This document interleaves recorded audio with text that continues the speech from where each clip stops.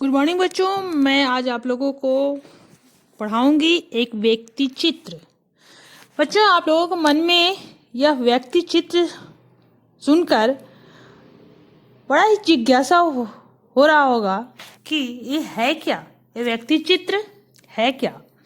तो बच्चों, ये व्यक्ति चित्र का शीर्षक है नौबत खाने में इबादत। इसके लेखक हैं यतीन्द्र मिश्र। और यह जो हमारा व्यक्ति चित्र का शीर्षक है नौबत खाने में इबादत, यह एक प्रसिद्ध शहनाई वादक, जाने माने नाम है बच्चों, आप लोगों ने भी इनका नाम सुना होगा। ये प्रसिद्ध शहनाई वादक उस्ताद बिस्मिल्लाह खां पर रोचक शैली में लिखा गया है, जिसे हम मोटे तौर पर इसको बोल रहे हैं कि यह एक व्यक्ति चित्र है। इसमें लेखक यतीन्द्र मिश्र ने बिस्मिल्लाह खां का परिचय तो दिया ही है, साथ ही उनकी रुचियों, उनके अंतर्मन की बनावट, संगीत साधना और लगन को संवेदनशील भाषा में व्यक्त किया है। उन्होंने यह भी स्पष्ट किया है कि संगीत एक आराधना है, इसका विधि विधान और इसका शास्त्र है। इस शास्त्र से परिचय आवश्यक है, सिर्फ परिचय ही नहीं, इसका अभ्यास जरूरी है और अभ्यास के लिए गुरु शिष्य परंपरा जरूरी है। पूर्ण तन्मयता, धैर्य और मंथन जरूरी है। वह लगन और धैर्य बिस्मिल्लाह खां में रहा है, तभी 80 वर्ष की उम्र में भी उनकी साधना चलती रही। लेखक यतीन्द्र मिश्र संगीत की शास्त्रीय परंपरा के गहरे जानकार हैं। इस पाठ में इसकी कई अनुगुंजें हैं जो पाठ को बार बार पढ़ने के लिए आमंत्रित करती हैं। तो बच्चों, हम अब आगे इसको विस्तार से देखते हैं कि यह जो हमारा नौबत खाने में इबादत शीर्षक व्यक्ति चित्र है, इसमें है क्या। चलिए हम लोग इसको देखते हैं।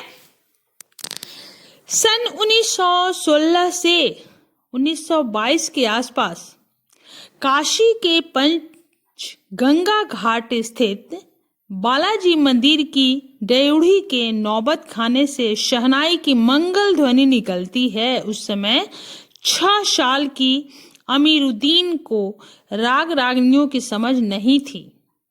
अमीरुद्दीन व उसके बड़े भाई शमसुद्दीन के दोनों मामा सादिक हुसैन तथा अली बख्श देश के जाने माने शहनाई वादक हैं।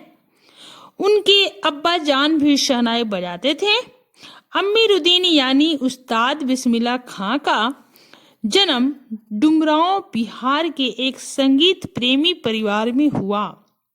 डुमरांव की इतनी ही महत्ता है कि शहनाई की रीड बनाने में काम आने वाली नरकट वहां सोन नदी के किनारे पाई जाती है। बिस्मिल्लाह खां के परदादा उस्ताद सल्लार हुसैन खां डुमरांव निवासी थे। 14 साल की उम्र में बिस्मिल्लाह खां बालाजी के मंदिर के नौबत खाने में रियाज के लिए जिस रास्ते से जाते थे, वह रास्ता रसूलन बाई और बतुलन बाई के यहाँ से होकर जाता था।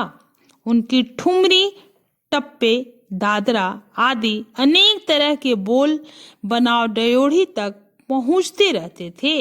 बिस्मिल्लाह खां ने माना है कि जीवन के आरंभिक दिनों में संगीत के प्रति उनकी आसक्ति नहीं उन्हीं गायिका बहनों को सुनकर हुई। वैदिक इतिहास में शहनाई का कोई उल्लेख नहीं मिलता। संगीत शास्त्र के अंतर्गत शहनाई की सुशील वादों में गिना जाता है। अवधी लोकगीतों से चैती में शहनाई का उल्लेख आता है। दक्षिण भारत के मंगल वाद्य नागस्वरम की तरह शहनाई भी प्रभाती की मंगल ध्वनि का संपूरक है। बिस्मिल्लाह खां 80 वर्ष से सच्चे सुर को पाने के लिए पांचों वक्त नमाज में खुदा की आगे गिड़गिड़ाते हैं। उन्हें विश्वास है कि खुदा उनकी मुराद पूरी करेगा।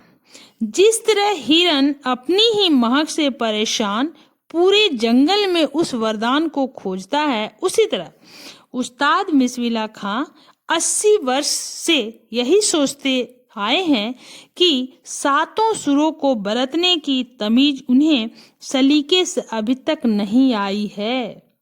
उनके लिए मुहर्रम की 8वीं तारीख महत्व की है। उस दिन बिस्मिल्लाह खां खड़े होकर शहनाई बजाते हैं। दाल मंडी में फातमान के करीब 8 किलोमीटर की दूरी तक पैदल रोते हुए नौहा बजाते जाते थे। उस समय उनका सहज मानवीय रूप दिखाई देता है। बिस्मिल्लाह खां युवावस्था के रियाज को कम और जुनून को अधिक याद करते हैं। कुलसुम हलवाइन की कचौड़ी वाली दुकान व हीरोइन गीताबाली और सुलोचना की याद आज भी ताजा है। सम पर आने की तमीज उन्हें बचपन में ही आ गई थी, परंतु दाद देने की नहीं। कुलसुम हलवाइन और कड़कड़ाती घी में कचौड़ी डालने पर जो छन की आवाज होती थी, उसमें उन्हें संगीत के सारे आरोह अवरोह दिख जाते थे। काशी के संकट मोचन मंदिर में हनुमान जयंती के अवसर पर संगीत का आयोजन होता है। इसमें बिस्मिल्लाह खां अवश्य रहते थे। काशी में संगीत व नृत्य का हजारों साल का इतिहास है। इसकी अपनी अलग तहजीब, बोली, उत्सव, सेहरा, बन्ना, नौहा आदि हैं। बिस्मिल्लाह खां की फूंक और शहनाई की जादुई आवाज का असर हमारे सिर चढ़कर बोलने लगता है। दुनिया जब भी उनकी प्रशंसा करती तो वे इसे ईश्वर की कृपा बताते। किसी दिन एक शिष्य ने उनसे अनुरोध किया कि आप यह फटी लुंगी न पहना करें, अब तो आपको भारत रत्न मिल चुका है। खां साहब ने कहा कि भारत रत्न हमको शहनाई पर मिला है, लुंगी पर नहीं। मालिक से यही दुआ है कि फटा सुर न बख्शें। काशी में संगीत, साहित्य और अदब की बहुत सारी परंपराएं लुप्त हो चुकी हैं। बिस्मिल्लाह खां को इन सब की कमी खलती थी। काशी आनंद कानन है, यहाँ मरण भी मंगल माना गया है।